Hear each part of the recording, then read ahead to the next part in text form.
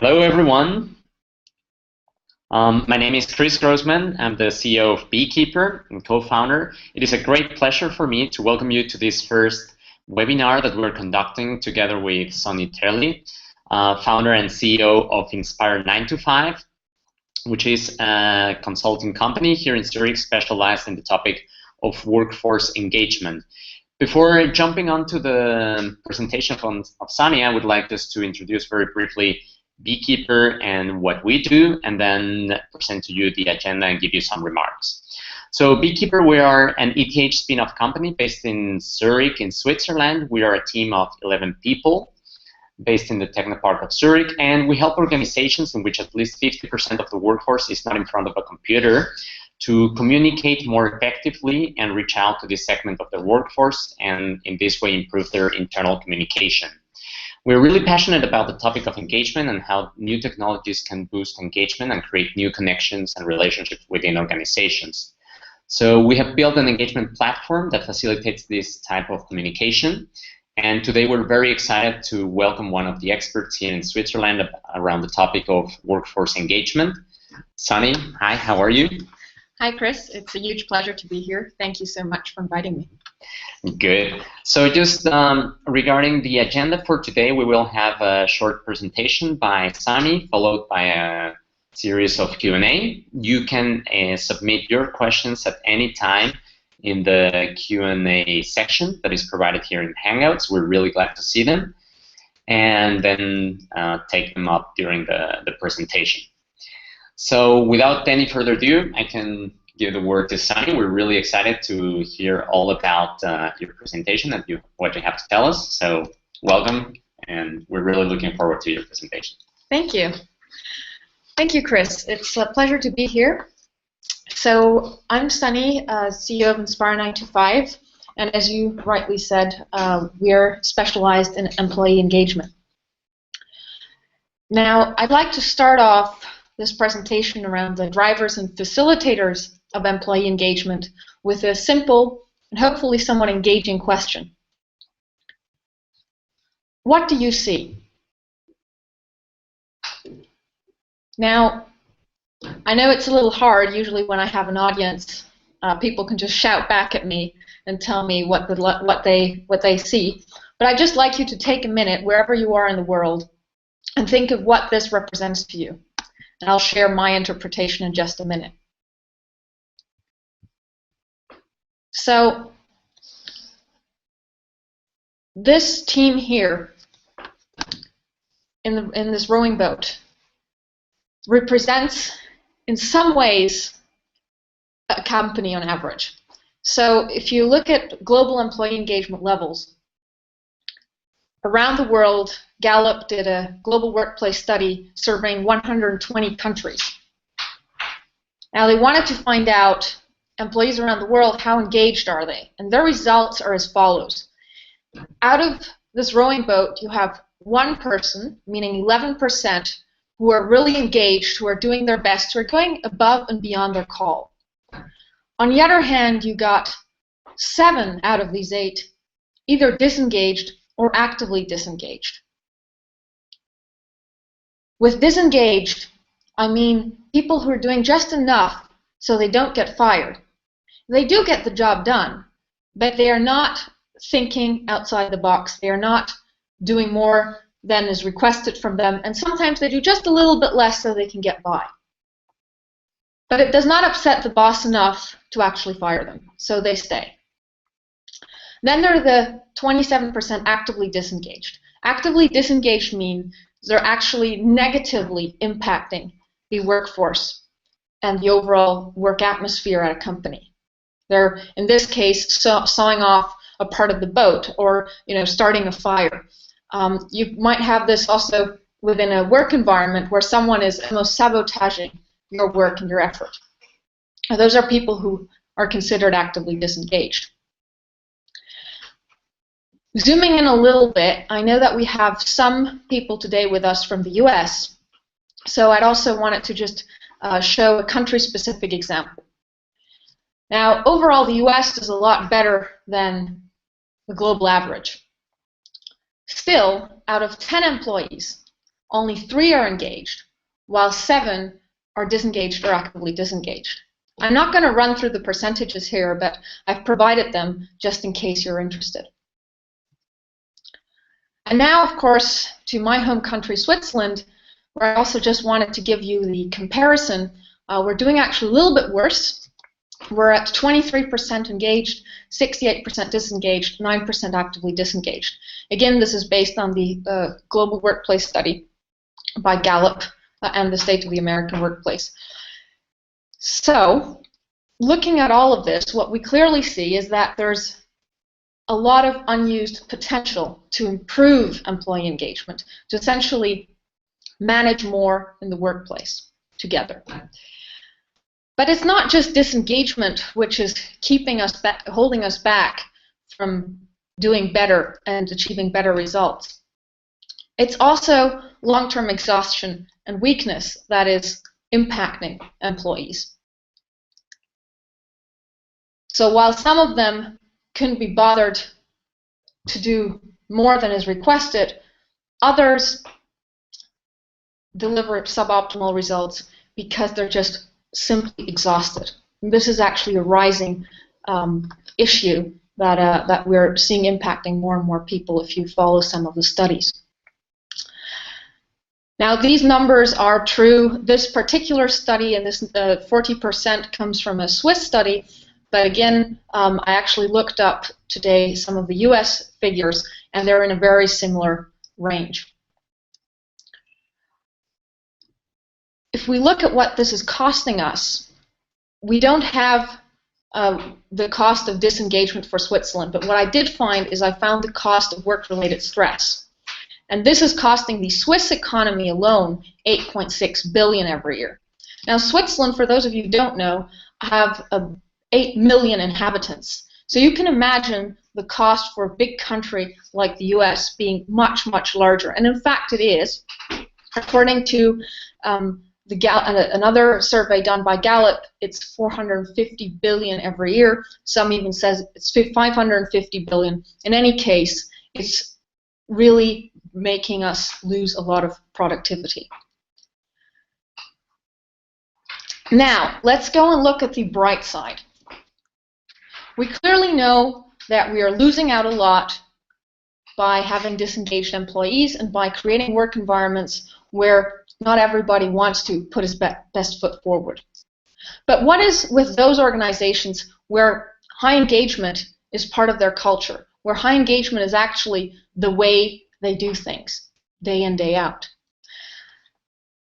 Now, in another study, and this is the last study I'm going to bring today, I just want to give you here the big picture. What they did is they looked at some of the high engagement business units and the low engagement business units, and they compared them. And what they found is that high engagement business units are 21% more productive. People in high engagement business organizations and units are 37% less sick, so they take fewer sick days. They cause 48% fewer safety incidents. And bottom line, of course, this also has a real impact on the financial bottom line, which in this particular study was 22% more profitability. The interesting question at this point is, what do high engagement organizations do differently? Now, I've been through my career so far talking to a bunch of companies in the US when I was doing my thesis at Yale University around the economic value of a positive work environment. I was also interviewing a few companies here in Switzerland recently for a column that I was writing every week for HR Today magazine. And just these past few months, I've talked to another 15 companies in Switzerland, Denmark, Germany, and the US, again around employee engagement, because I'm currently in the finalizing steps of publishing my first book, and that book has 15 case studies. And now what all of these companies share in common, the successful examples, the ones who actually are high engagement organizations and do go above and beyond their call, not only one or two of them within their workforce, but the majority, Those are companies which share two things in common. One, they take a very proactive and strategic approach towards employee engagement. They don't just deal with it once they have 5 burnouts in their team. They deal with it before they have any burnout at all. They deal with it as part of who they are. They want to have a culture where people are doing well, where people thrive, where people are excited about their work. And as a result of that, they're proactively always trying to come up with new ideas of how they might create even better improvements, how they might create an even more positive work environment. And the other thing which they share is not only that they are proactive about it and strategic, but they're also thinking long term here. They're not just paying attention once to it, and once they've done an initiative, that's it. They're being continuous about it.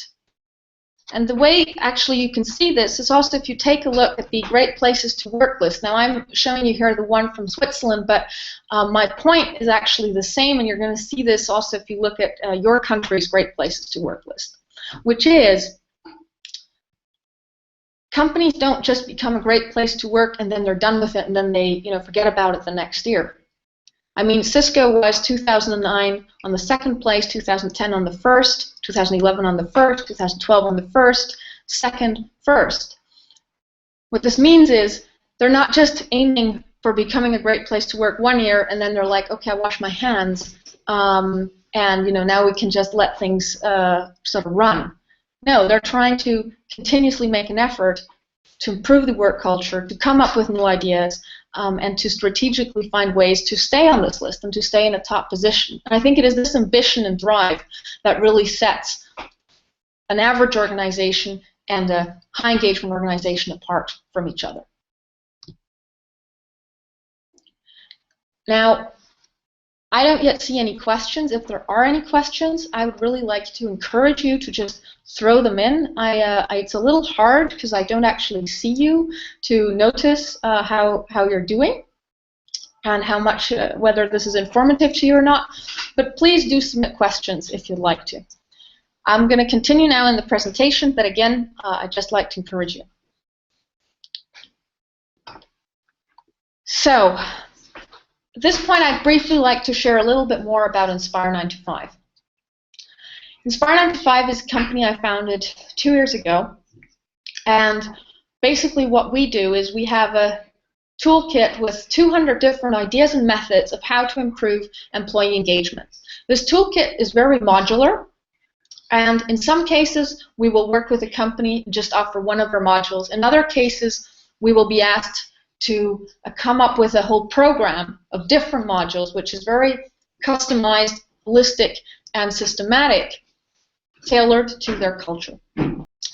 Now, I'd like to give 3 examples of what might be interesting as a case study or as sort of an input of making this more concrete. What is it that we're actually talking about here? Now, a recent, very interesting project is the Sharing is Caring initiative of the transportation company here in Switzerland. It's the biggest public transportation provider, and in Bern they have their largest division with 700 employees. Now, among these 700 employees, they recently launched the Sharing is Caring initiative, which is a web platform where you can upload any object you would be willing to share with your fellow employees, and then they can essentially book it online and say, well, I would like to borrow your fondue set for 3 days. I'm having a party this weekend and I need an extra set. And then there's a sharing point within the cafeteria where people actually get to conduct the exchange. Now, the interesting thing is that, of course, in one way this is a social responsibility initiative because you are sharing objects more widely, which means instead of me having to buy an extra set, I can borrow it from a fellow coworker. But when you actually think about it, there's also another thing that's going on. This is a way that you can foster collaboration and exchange across all departments and across all hierarchies. Because essentially, when you're going to hand over that fondue set, you're also going to strike up a conversation. And maybe that conversation would have never taken place Except that now you created a reason to have that conversation. And so in a way, you are decreasing the anonymity within this large 700 people group by creating connections that otherwise would have maybe never happened. Now, another example is the breakfast lottery. We worked together with the Innovation and Entrepreneurship Lab, where basically the topic was how to connect 350 ETH startups, spin-offs like Beekeeper, closer together to make sure that these founders are not just working away in their idea and within their sector, but that they're also finding ways to exchange knowledge, to maybe build partnerships, and to realize who's even all part of this community. Now, Beekeeper and Inspire 925 actually, specifically here, collaborated together. Beekeeper provided the social media platform where essentially all founders could come together and exchange online questions. They could come and bring in ideas. They could ask for advice, which has been a feature that many people have really been actively using. And the other thing is we paired it up from Inspire 925's side with a bunch of community building measures. And one of them was the breakfast lottery. Now the idea here was that you would be randomly matched within groups of threes, and you would, whoever wanted to participate, we had about 85% participation rate. Whoever wanted to participate would receive an email, and you'd say, hey, Andreas, you have received an invitation to the breakfast lottery. Here are your 2 other people you're going to have breakfast with. Please contact them within the next 60 days. Now, this matching occurred completely at random, and what we saw is that people suddenly were so excited about this community and who was all there, and we got a lot of positive feedback from pictures and people posting about, oh, hey, you know, I had my breakfast meeting this morning, it's great, and actually even a partnership that developed out of it. So this was a really simple thing. It's almost free. You know, you just have an Excel sheet, you put in all these emails within a reasonable group size that's quite possible, and you send out these emails and you see what happens. And before you know it, people are talking who would have never talked together, and partnerships are happening that might have never happened in 100 years. So this brings me to my last example, where we again collaborated with another similar project with Beekeeper, where they provided the social media platform to Swissôtel. And eventually, this was in the first stage for the pilot project, and eventually for FRHI Hotel Group. We started with three Swissôtel locations here in Switzerland. What they received, all employees, was on one hand the mobile app and the login to the online platform of Beekeeper. On the other hand, we again paired it with a bunch of measures to make sure that engagement would really happen on this platform, because just putting a piece of technology there usually doesn't really get the engagement going. But if you put the technology there, introduce it, kickstart it, and then follow up with a set of activities that are tailored to the culture, make sense within the context of all these employees, that's when you really start to get engagement going. And we actually saw this. What we did is we started out, and then here you see on the green dotted lines, every time we just did a smaller or bigger additional initiative. And what you see on the red line is that the users, every time we did something, went up, and significantly up. So you can actually say that one part of it, of course, was having a platform to connect people, to enable them to engage with each other, which is what Beekeeper's platform does. But at the same time, it's equally important to make sure that you accompany this platform with a set of measures that make engagement more interesting. And once that's, of course, rolling over a certain time, I mean, what we did see after only 6 weeks was that already a third of all employees was engaged and active on this platform. So briefly, what was the talk community used for? What is it that people connect about within the hospitality sector? Well, one thing was exchanging thoughts and ideas for improvement. Another thing was sharing best practices and achievements. For example, someone was really excited about winning a TripAdvisor award, and got a lot of compliments from all different hotels. Now, without this whole initiative, people would maybe not even known that a certain hotel had won this award. And so that just kind of brought in like an additional I guess some sort of additional validation of what they had done, because they didn't only get the recognition from their own employees, but they got the recognition of employees who they might have never met, but online these employees said, hey, you did a great job, that's fantastic. The other thing was, which was really important, was to break out of silos. So it's important to give peer-to-peer feedback and recognition to other colleagues, we all know that, but through the platform you could do it across regions. And last but not least, of course, you have a new informal communication channel, which just enables you to interact more freely. So I'm coming to my last slide. I just briefly want to say, if you are in Switzerland, Germany, or Austria, I will have a new book coming out, Inspired at Work, on October 30th.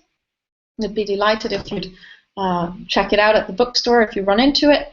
And with that, I want to thank you very, very much for listening in, for tuning in, for being there. I look forward to answering your questions, and you can keep in touch with me through LinkedIn, email, web. You have it. Thank you so much. Very good. Thank you very much, Sunnie. Great presentation. I think we can now switch to the Q&A section just for the last 5 minutes that we have scheduled for today.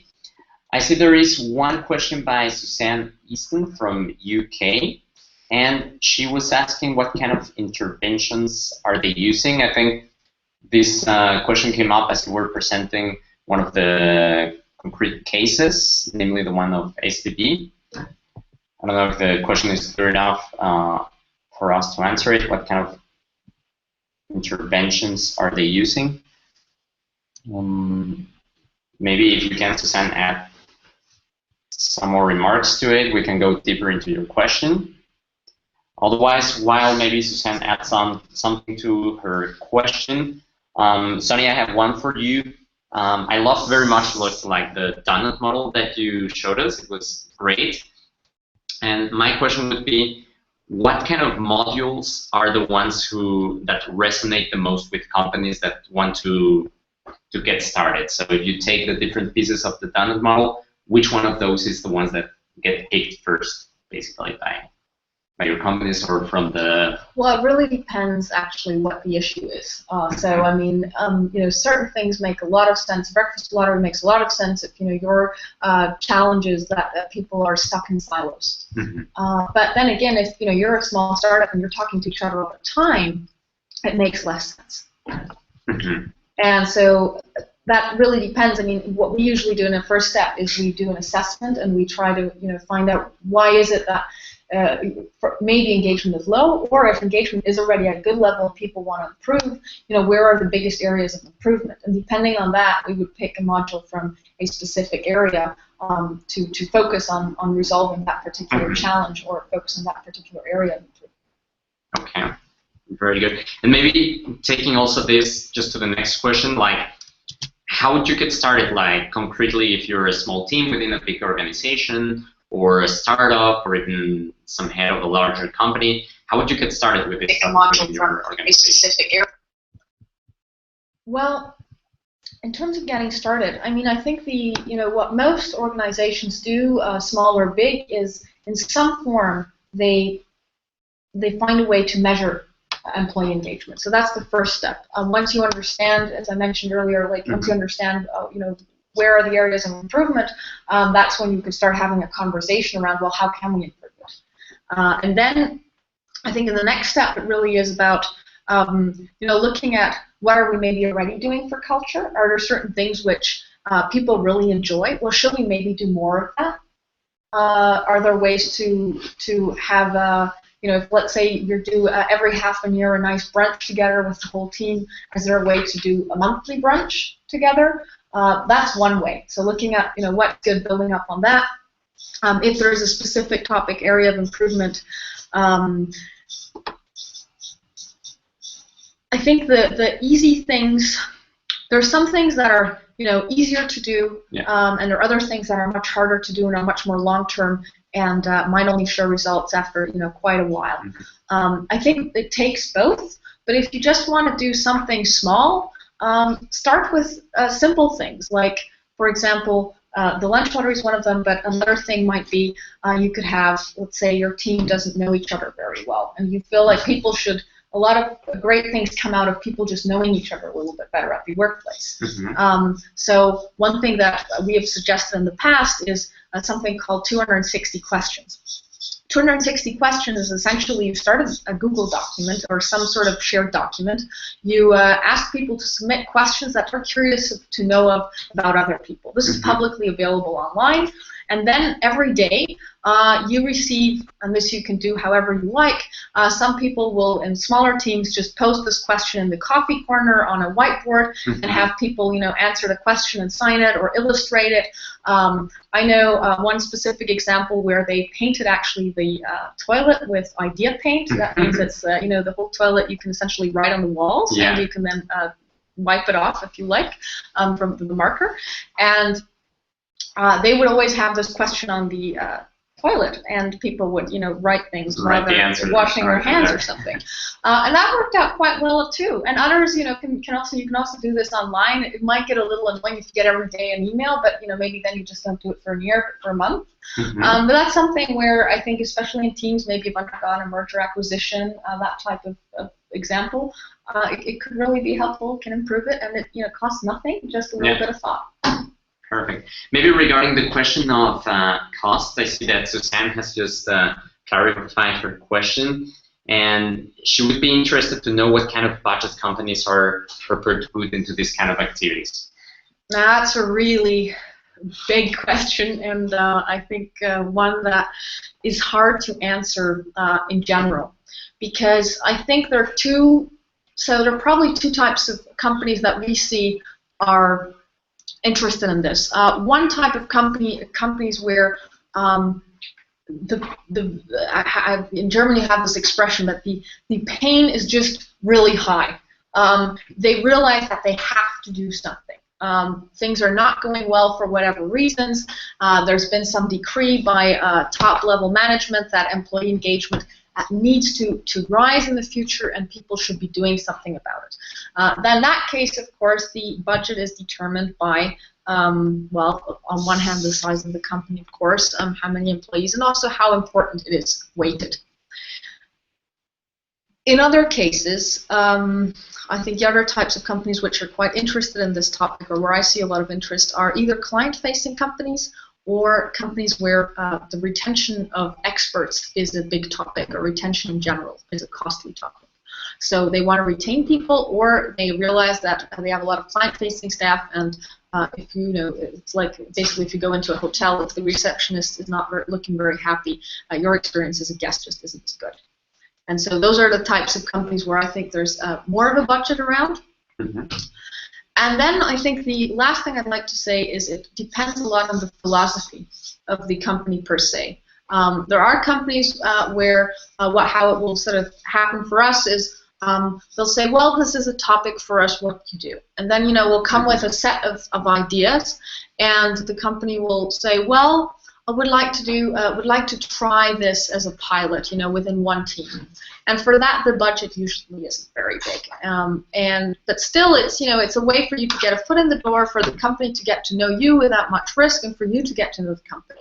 And then, if you, of course, show that what you're doing has some effect, you tend to have a conversation of how can we continue this, how can we roll it out, how can we really expand this and make this maybe a regional initiative, a global initiative. But that takes a lot of time, it takes some patience, and it also means that at the beginning you really have to deliver good value, maybe even when the budgets aren't that large initially. Good. Okay, I hope that answers your question, Suzanne. Thank you very, very much, everyone, for attending. I would like to start wrapping up our session. We had a great presentation by Sunnie regarding question on how to engage your workforce. I would like to keep in contact with you and offer you also a free demo of the system. If you're interested in it, please visit beekeeper.ch/demo. We can gladly show you how this is being used in large companies like Swiss Hotel, Fairmont, Raffles, and so on. If Sunnie wants also to stay in contact with you, you already have her contacts, and please do not hesitate to reach out to us. We really liked and enjoyed your presence here, and we're excited to have the next version of this webinar. With this, I would like to thank you all and wish you all a very, very good day, and independently of where you are around the globe. Thank you very much.